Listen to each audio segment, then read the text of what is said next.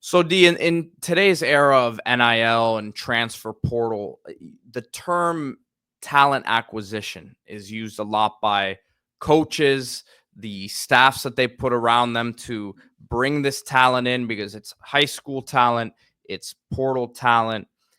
Obviously, Ohio State does as good of a job as anybody because they are the national champions now and they've done it in this era. But I would argue the program who's doing it better than anybody right now is Oregon. And they set themselves up with this past weekend, the junior day that they just had, to continue that trend. As I want to go through a list of these visitors that were on campus in Eugene for them over the weekend.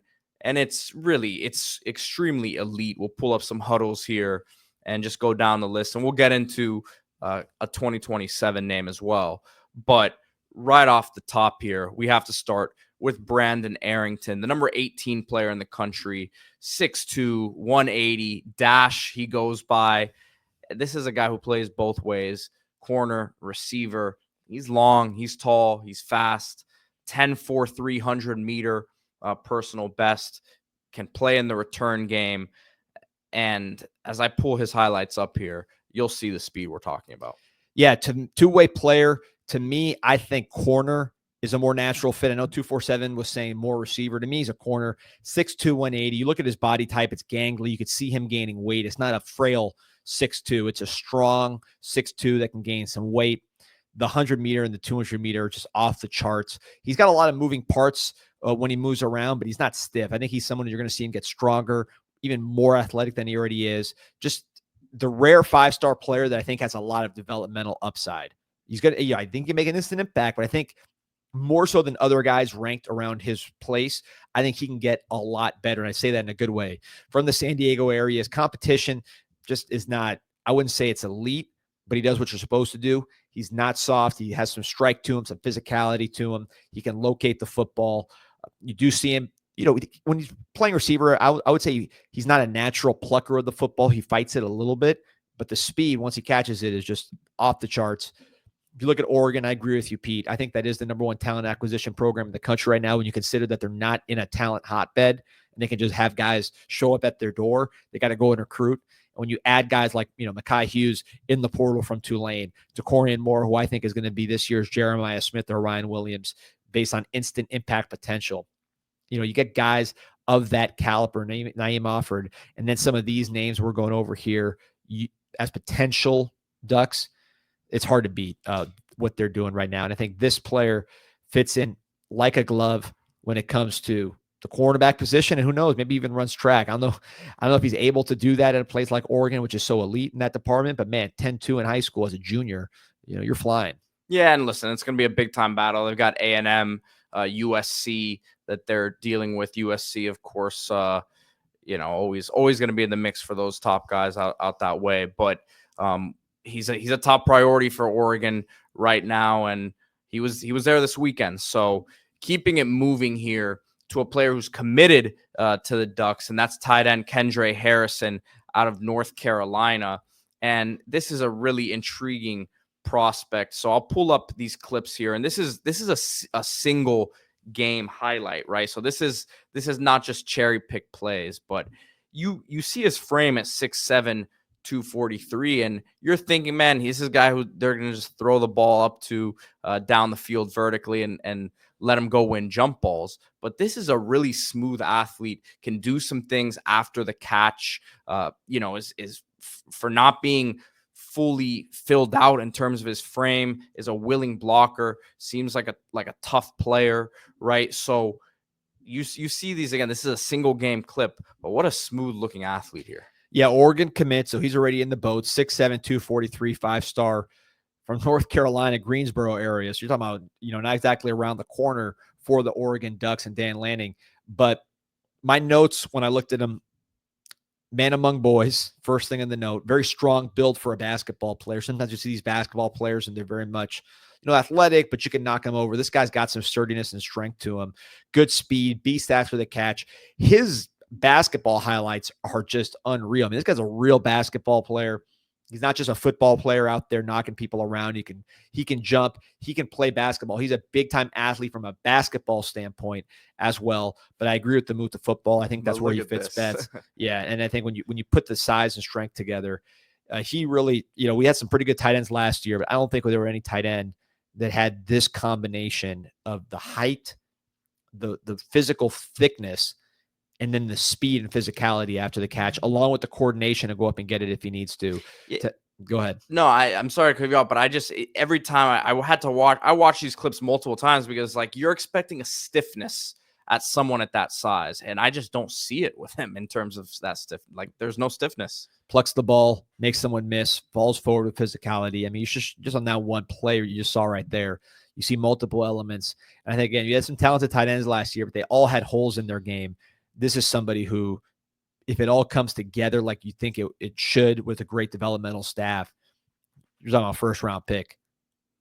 Yeah, no, I'm in big time agreement there. Imagine when this kid hits the collegiate weight room too. It's gonna be pretty scary for him.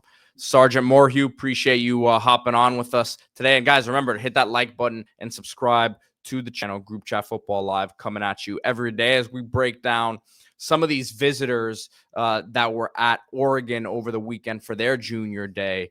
And the next one up here is Chris Henry Jr., who's currently an Ohio State commit, the number 3 player in the class, according to the 247 composite, which, of course, combines all of the major recruiting services rankings. The number 1 wide receiver. This guy's 6'5", 6'6", another one with movement ability. And, I mean, look, Oregon trying to do what they can to flip him as he was there over the weekend. Yeah, smooth as silk. You got Decorian Moore in the class of 25, who, again, I think is day one, similar to a Jeremiah Smith or a Ryan Williams, that he'll be a name brand for college football fans in his first year. I can't say enough about him. Reminds me of Jamar Chase. Chris Henry, totally different type of receiver, 6'5". Some people say he's 6'6" now. But for that height, coming out of the Cincinnati area, now playing at Mater Dei, he's extremely smooth. Excellent stop and start for his height. A lot of times with these tall guys, it takes them a while to gear up, gear down.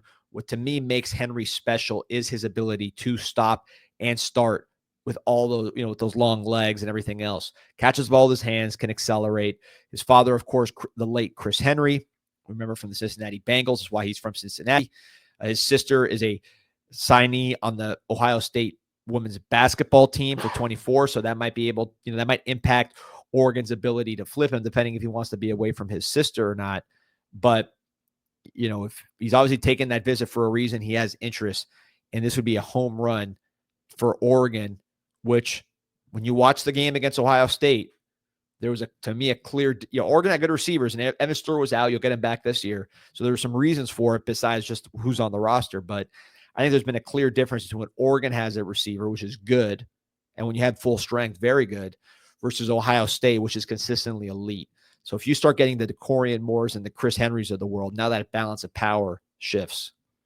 Yeah, without a doubt. And I'm sure, look, Ohio State, you understand that Jeremiah Smith still has a couple years that he has of eligibility there. So there's a possibility these two could play together. And you see him teaming up with Jeremiah Smith or him teaming up with Decorian Moore, which we haven't seen him in action at the collegiate level yet, but we are expecting him to be really special. So either one of those combinations could be pretty crazy.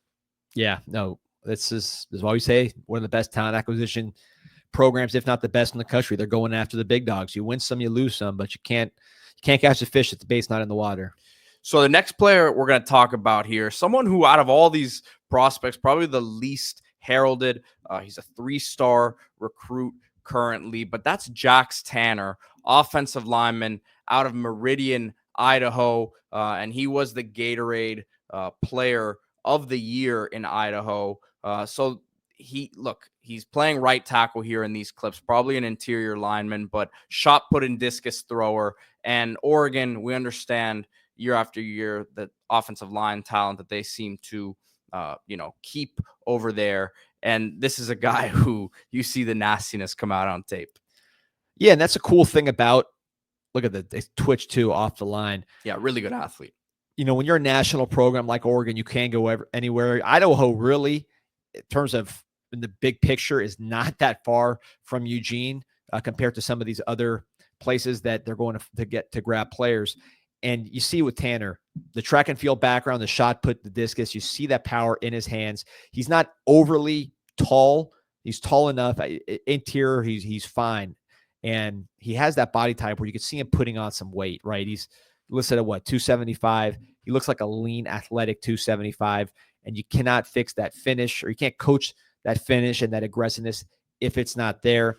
So to me, you see guys from this area, right? Whether it's Idaho, South Dakota, North Dakota, you see guys from this area make it to the NFL. Spencer Brown is one that we just saw here for the Buffalo Bills. So I think it's smart to identify the best players from that region and make sure that you're involved. Yeah, and look, it's interesting because his list of offers isn't the most insane thing you've ever seen. Boise State, obviously local there, Boston College, BYU, Cal. So Michigan, they're on him. So that's one of the bigger schools. But again, 3-star recruit here, and it looks like Oregon might be on him earlier than others. But I'd expect his recruitment to take off based on a lot of these clips here. Yeah, by the way, Spencer Brown actually from Iowa, but we'll put it all in the same category, right? This is an area where Iowa and Wisconsin typically live, or the North Dakota states of the world if someone is more of a project. So Oregon is saying, hey, we're not just going to cede this area to our now Big Ten compatriots. We are going to make sure we're a presence there. You get like a guy like Josh Connerly, who is now moving on to the NFL, Penei Sewell, Jackson Powers, Jax Johnson. So you have so many guys that you could point to as products of this program. You're able to now recruit all over the country. I think Idaho, that's almost home turf. So I'm glad they're digging in to somebody who maybe the recruiting services are a little behind on. Next guy to talk about here, and a couple more left. Maybe my favorite of the bunch, just watching the tape, and that's Talanoa Ili, 52nd ranked player in the country on the 247 composite, number 3 linebacker in the class. And to me, modern day do-it-all linebacker, 6'3", 215, from Orange Lutheran High School in Orange, California. Ohio State, Oklahoma, USC, all in the mix with Oregon. And as I turn on the tape, this is a guy who, this is a single game highlight I'll play against, which I like watching these because you see more of it's less of just the highlights of a linebacker, for example, going and hitting hard, but you can see them do certain things, and you see his fluidity and coverage here. You see him as a spy on the quarterback, which is so important at the linebacker spot these days. And then you see him as a blitzer as well. So I'll pull it up here, and this is against St. John Bosco. So really good program out there. So you get a good idea of what he can do in these clips here. Yeah, and if you're Oregon, California is now your territory. USC is not what it once was. They recruited a little better last year, but I would say USC as a recruiting power significantly weakened. Really, all those West Coast teams, Oregon is the top dog in that area. So I expect them to be a bully when it comes to California recruiting with these elite guys. You saw it with Aiden Breland last year. Kayvon Thibodeau, of course, one of the best defensive players to come out of Southern California in recent years, ends up being a top 5 pick for the Oregon Ducks. So I think what you're seeing is Dan Lanning saying, yeah, we'll recruit all over the country, but California is going to become Duck territory when it comes to these 5-star, big-time, borderline 4-star, 5-star, what do you want to call it? The big-time national recruits. If they're in California, Southern, Northern California, Central California, it doesn't matter. We are going to be a major player for them, and we're going to consider ourselves the favorite because they really are the top dogs on the West Coast right now. Yeah, and again, you see these clips, man. Complete all-around linebacker. He can run, he can cover, and I just, there's a reason that Ohio State, Oklahoma, Oregon, USC are all in on this guy. Yeah, and it's always nice to see look at that sideline to sideline ability. When you see the hair flying, right? That's always pretty cool. I think of Noah Sewell, Polynesian linebacker, had a lot of success with the Oregon Ducks. That's a community that they've had success with, and can point to examples of guys that have had prosperous careers there. That is important with that community. So again, it makes a lot of sense for Oregon to plant the flag. They are one of the top programs in the country. And then the last name we'll talk about here, Josiah Molden, 2027 class. So he still has a couple years away here. He is the brother of Elijah Molden, who played at Washington, but their father, Alex Molden, played at Oregon and is an Oregon Hall of Famer, was a first-round pick.